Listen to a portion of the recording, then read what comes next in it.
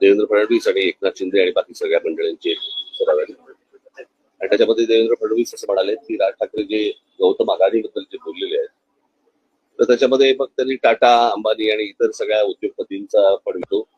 माझा विषय तिकडे आहे.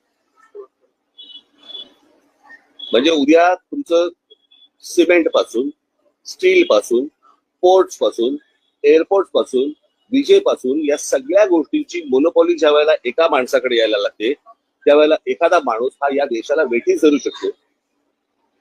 आणि त्याला सगळ्या गोष्टी पुरवणारं हे केंद्र सरकार ज्या वेळेला असतं आणि त्यांना ज्या वेळेला केंद्राकडनं ज्या वेळेला पूर्णपणे एक रेड कार्पेट असतं आणि कुठेही जा आणि काही करा, माझा आक्षेप इकडे आहे. उद्या उद्योगधंदे वाढले, उद्योगपती वाढले, उद्योग आल्यानंतर इथे रोजगार निर्माण होतो. रोजगार निर्माण झाल्यावरती बाबा घरं उभी राहतात, मुलं मुली उभी राहतात, त्यांना नोकऱ्या मिळतात, त्यांचे संसार उभे राहतात.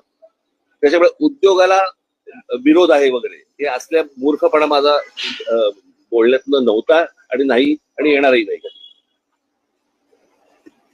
परंतु एक गोष्ट मला आपल्याला नमूद करू इच्छितो मी आपल्या समोर, की या सगळ्या याच्यामध्ये अंबानी घ्या, टाटा घ्या, अजून कोणी उद्योगपती घ्या, बिर्ला घ्या, कोणी यांची एम्पायर स्वतः उभी केलेली आहे.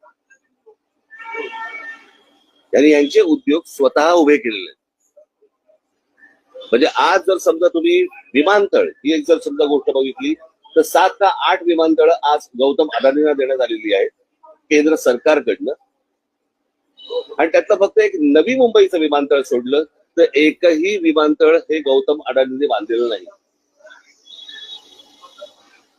ही दुसऱ्यांनी बांधलेली, दुसरे चालवत असलेली किंवा केंद्र सरकारच्या हातात असलेली ही सगळी विमानतळ आहेत. त्याच्यामुळे एक विमानतळ सोडलं तर दुसरं कोणतंही विमानतळ हे गौतम अदानींनी उभं केलेलं नाही. पोर्ट्स याच्यामध्ये एक मुंद्रा पोर्ट सोडलं तर जेवढी पोर्ट्स आता त्या गौतम अदानींच्या हातामध्ये आता आहेत त्यातलं एकही पोर्ट हे गौतम अदानींनी स्वतःहून उभं केलेलं पोर्ट नाही.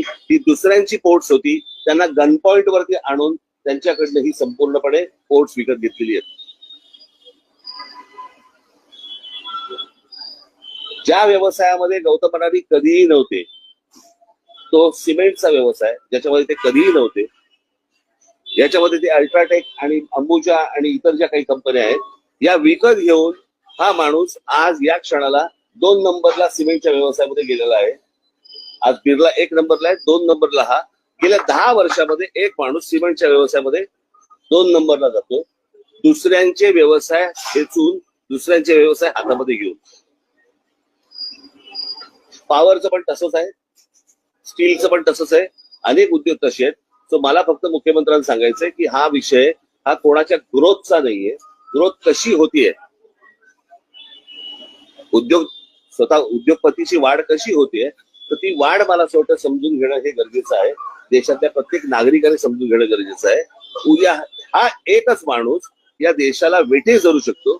याचं उत्तम उदाहरण जर समजा आता आपल्याला बघायचं असेल तर जे या देशामध्ये आता इंडिगोने केलं, संपूर्ण सगळा देश अख्खा स्टँड स्टील वरती आणला आणि सगळी विमानतळ ज्या वेळेला आज बंद झाली, 65% आज हवाई वाहतूक ही एकट्या इंडिगोकडे देण्यात आली. आणि त्याच्यातनं एका एअरलाईनने व्यवसाय बंद केल्यानंतर किंवा ठप्प केल्यानंतर देशाचे काय हाल होतात हे आपण पाहिले.